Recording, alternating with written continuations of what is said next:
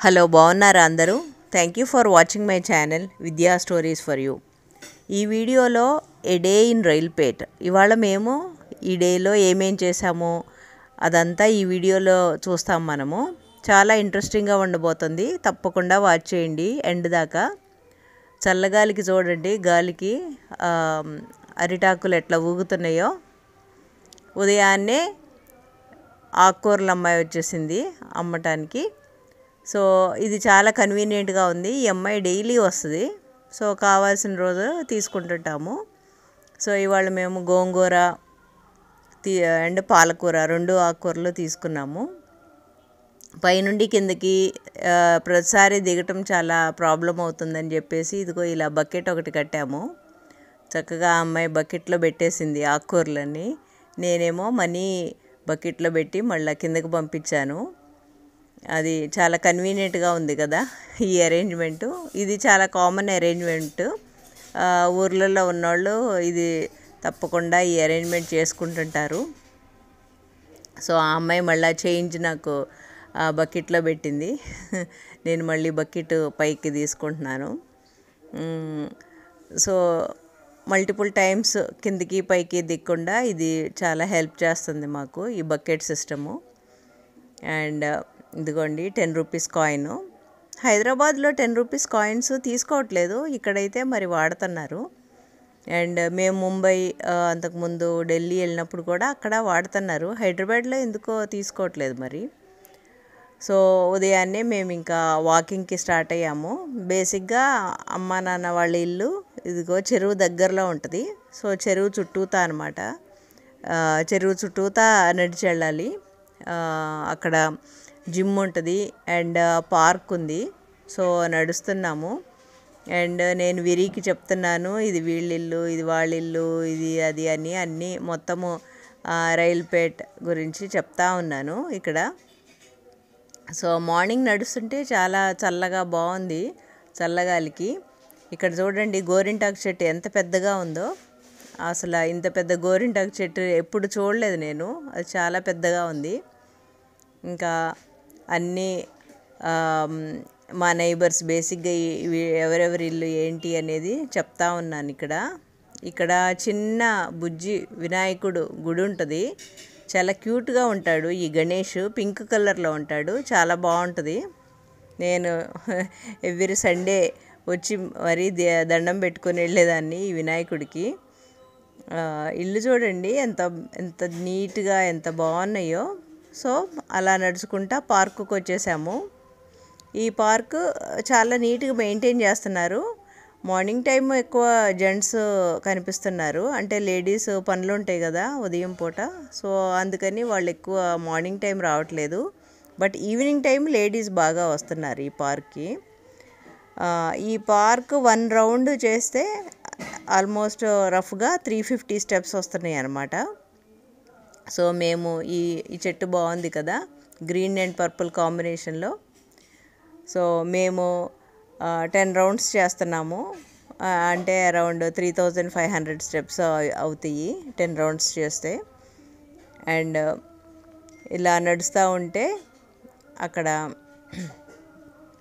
ఈ చల్లగాలికో ఏమో మరి తొందరగా స్వెట్ కూడా రావట్లేదు నడుస్తుంటే. సో చాలా హాయిగా బాగుంది. మార్నింగ్ 7 o'clock టైం కదా, అందుకే బాగుంది. 1 అవర్ నడిస్తే కానీ నాకు కొంచెం లైట్గా స్వెట్టింగ్ అనిపించదు, నాకు తొందరగా చెమట పట్టదు మామూలుగానే. సో నడుస్తూ ఉన్నాము. అంటే పర్ డే 10,000 స్టెప్స్ చేయాలని గోలు. కాకపోతే అది డైలీ రీచ్ అవ్వట్లేదు లేండి, బట్ ట్రై చేస్తూ ఉంటాం అన్నమాట రీచ్ అవ్వటానికి. సో నడుస్తున్నాం ఇక్కడ. మార్నింగ్ 1 అవర్ మనం వాకింగ్కి కానీ ఎక్సర్సైజ్ కానీ జస్ట్ 1 అవర్ మనము అలొకేట్ చేసుకుంటే డే మొత్తం చాలా యాక్టివ్గా బాగుంటుంది. ఇక్కడ ఈ పార్క్లో ఓపెన్ జిమ్ కూడా ఉంది. సో ఓపెన్ జిమ్ కూడా చేస్తుంటాం ఇక్కడ. కొంతమంది ఈ పార్క్లో బ్యాక్ సైడ్ వాకింగ్ ప్రాక్టీస్ చేస్తున్నారు. సో ఫ్రంట్ ముందుకు నడిచేటప్పుడు కొన్ని మజిల్స్ వర్క్ అయితే బ్యాక్ సైడ్ నడిచేటప్పుడు వేరే మజిల్స్ వర్క్ అవుతాయి అంట. సో రెండు ప్రాక్టీస్ చేయటం చాలా మంచిది. సో మా 10 రౌండ్స్ అయిపోయినాయి. సో ఇక్కడ ఓపెన్ జిమ్కి వచ్చాము. ఇక్కడ ఓపెన్ జిమ్లో లో ఈ ఈ పర్టికులర్ ఎక్విప్మెంటు లోవర్ హాఫ్కి బాగా యూజ్ అవుతుంది. ఇది యాక్చువల్గా రిథమ్ ఒకటి పట్టుకోవాలి మనము. ఆ రిథమ్ కరెక్ట్గా సెట్ అయితే ఇది చేయటం చాలా ఈజీగా బాగుంటుంది. సో ఇది నాకు వన్ ఆఫ్ మై ఫేవరెట్ ఇది ఎక్విప్మెంట్ అనమాట అది. సో నెక్స్ట్ ఇది వచ్చేసి హ్యాండ్స్ అండ్ షోల్డర్స్కి ఇది మంచి ఎక్సర్సైజు. సో బాగా తెలుస్తుంది, హ్యాండ్స్ చేతులు బాగా మజిల్స్ వర్క్ అవటం బాగా తెలుస్తుంది. ఈ చెట్టు చూడండి చాలా బాగుంది కదా. అది అసలు ఇక్కడ చెట్లు కూడా డార్క్ గ్రీన్ కలర్లో చాలా హెల్తీగా బాగున్నాయి అన్నమాట. అండ్ ఆ చెట్ల వల్ల చెట్లు బాగా ఉండటం వల్ల అనుకుంటా చల్లగాలి కూడా బాగా వస్తా మంచి హాయిగా ఉంది చేస్తుంటే. సో ఇది వచ్చేసి ట్విస్ట్ చేయటము. ఇది కూడా బాగా మంచి వర్కౌట్ అయింది. సో అలా ఒక 1 అవర్ స్పెండ్ చేసి మళ్ళీ ఇంకా మా జిమ్ టైం అయిపోయింది ఇంక ఇవాళకి. ఐ థింక్ టోటల్గా మేము ఇంటి నుండి పార్క్కి అరౌండ్ 1300 స్టెప్స్ వస్తున్నాయి. సో రావటం 1300 స్టెప్స్, వెళ్ళటం ఒక 1300, ఈ రౌండ్స్ ఒక 3500. సో అలా మాకు ఒక టోటల్గా ఒక 6500 to 7000 స్టెప్స్ అయిపోతున్నాయి ఆ మార్నింగ్ టైం రావటం వల్ల. ఇక్కడ వస్తూ ఉంటే ఇంకా రకరకాల చెట్లు కనిపించినాయి మాకు. బీన్స్, ఇక్కడ పపాయ చూడండి ఎంత గుత్తులుగా ఎన్ని ఉన్నాయో అసలు. ఇదేమో రామాఫలం చెట్టు, చాలా కాయలు ఉన్నాయి అసలు ఈ చెట్టుకైతే. సీతాఫలం లాగే రామాఫలం కదా. సో ఈ చెట్టుకి ఫుల్ ఆఫ్ కాయలు అనమాట. వీళ్ళు ముగ్గు చూడండి ఎంత బాగా వేసేసారో.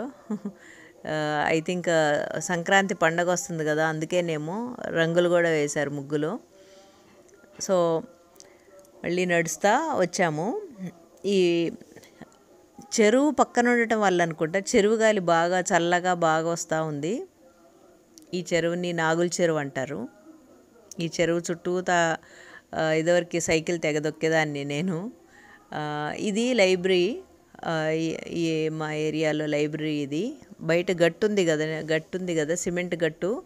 అక్కడ మార్నింగ్ టైము ఈవినింగ్ టైము చక్కగా అందరూ చాలామంది జెంట్స్ వచ్చి కూర్చొని ఫుల్ చిల్ అవుతారనమాట. సో అది వాళ్ళ చిల్లింగ్ ప్లేస్. ఇక్కడ సుభాష్ చంద్రబోస్ స్టాచ్యూ ఉంటుంది. సో అలా నడుస్తూ వస్తుంటే ఇక్కడ ఒక మందార చెట్టు కనిపించింది, చాలా హెల్తీగా బాగుంది. సో ఒక కొమ్మ ఇవ్వండి అని అడిగితే ఓకే కోసుకోండి అన్నారు. అది ఎంత గట్టిగా ఉందంటే, అంత స్ట్రాంగ్గా ఉందంటే ఆ కొమ్మ అసలు ఎంతసేపు కట్ చేసినా కానీ రాలేదు, అంత గట్టిగా ఉంది.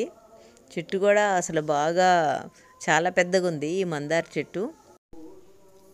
సో ఫైనలీ ఎలాగోలా ఒక కొమ్మ అయితే కోసాను, కట్ అయింది.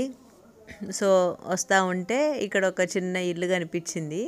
ఆ ఇంటి మీద నేతి బీరకాయ చెట్టు బాగా పాకిందనమాట. నేతి బీరకాయలు బాగా ఉన్నాయి. సో నేను అడిగాను అనమాట, మీరు అమ్ముతారా నేతి బీరకాయలని అని అడిగితే వాళ్ళు లేదు అమ్మము, కాకపోతే కోసిస్తామని ఇక్కడ మాకు కోసిస్తున్నారు. లేదు పర్లేదు తీసుకోండి, మనీ తీసుకోండి అన్నాను నేను. అంటే ఇది తినటానికే కదమ్మా, మేము తినటానికే, మీరు తినటానికే కదా, ఏం అవసరం లేదు, మనీ ఏం అక్కర్లేదు.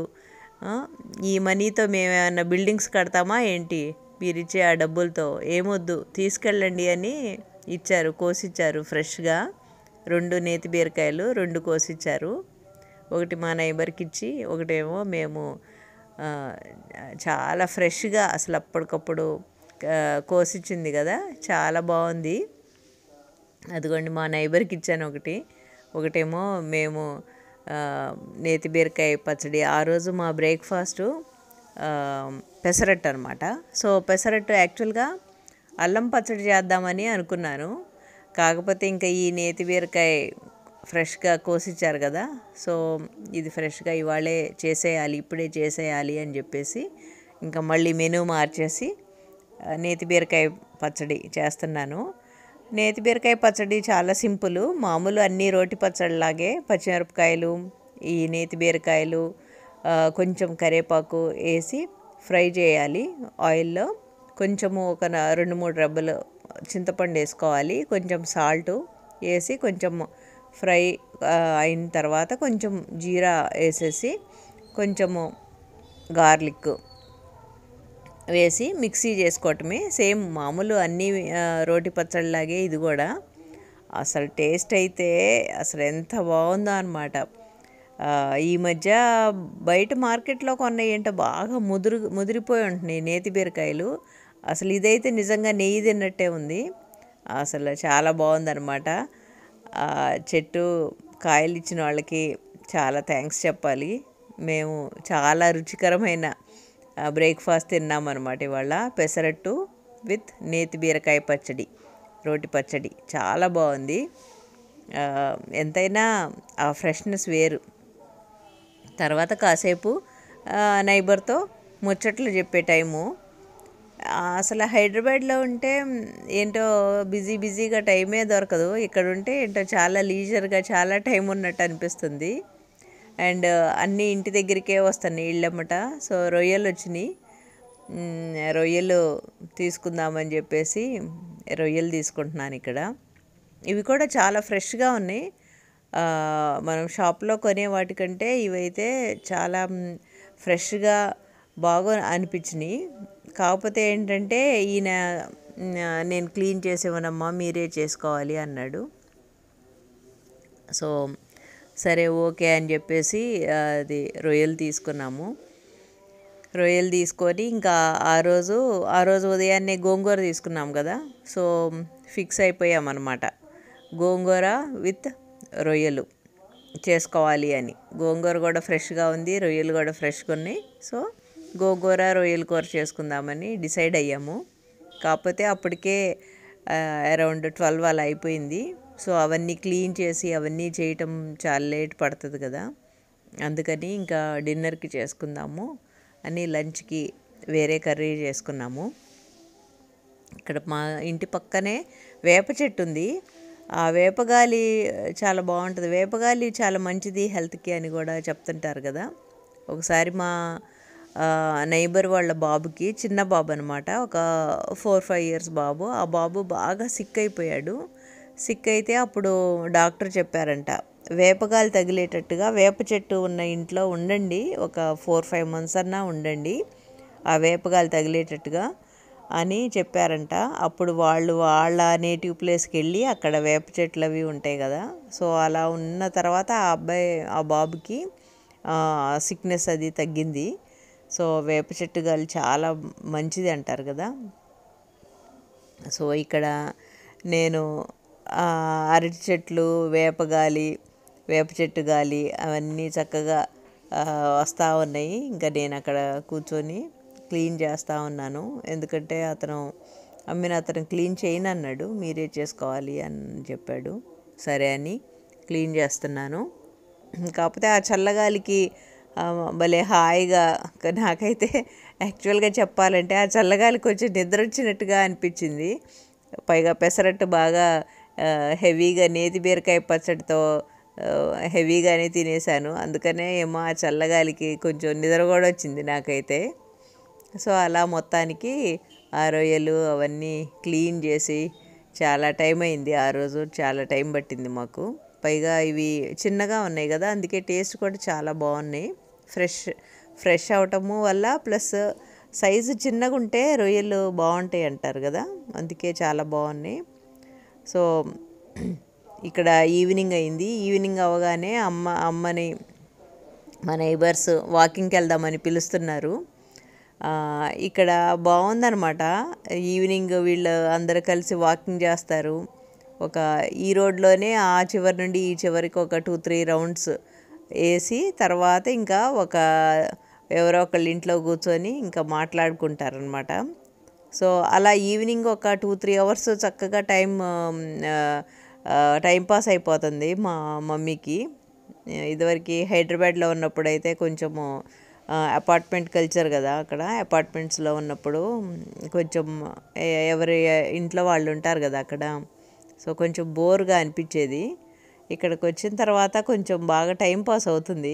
ఈవినింగ్ టైము ఒక 2-3 అవర్స్ అలా బాగా గడుస్తుంది. సో వీళ్ళు చూడండి, వాకింగ్ అయిపోయిన తర్వాత ఇక్కడ మా ఇంటి ఎదురుగానే గుడి ఉంటుంది అనమాట. గుడి ఎదురుగానే ఒక బెంచ్ ఉంది. వీళ్ళు చక్కగా వెళ్ళి అక్కడ కూర్చొని ఇంకా వచ్చే వాళ్ళని పలకరిస్తా, వాళ్ళతో మాట్లాడుతా ఫుల్ చిల్లింగ్ అనమాట వీళ్ళు ఈవినింగ్ టైము.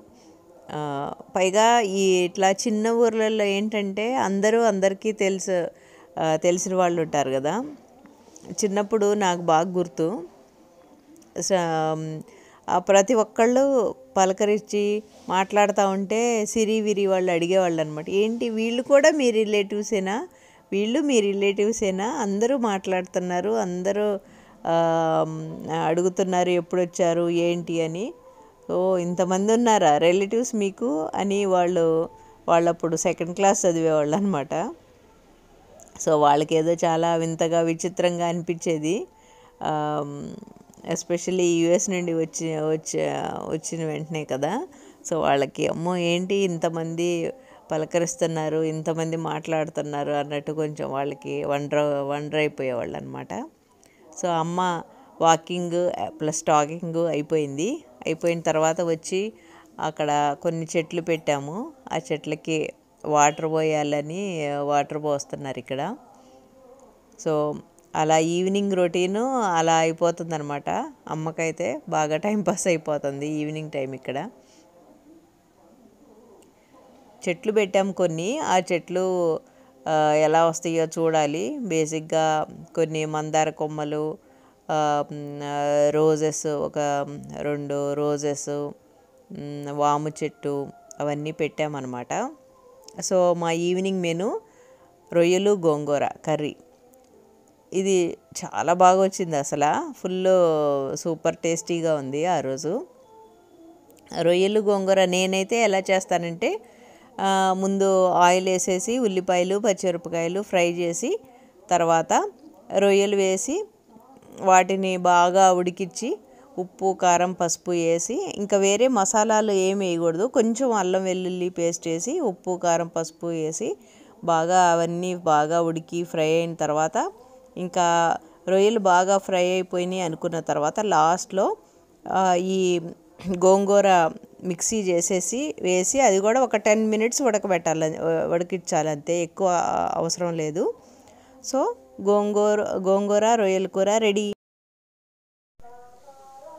సో మా డే అలా జరిగింది. ఈ వీడియో చూసి మీరు కూడా ఎంజాయ్ చేసి ఉంటారని అనుకుంటున్నాను. Okay, bye bye.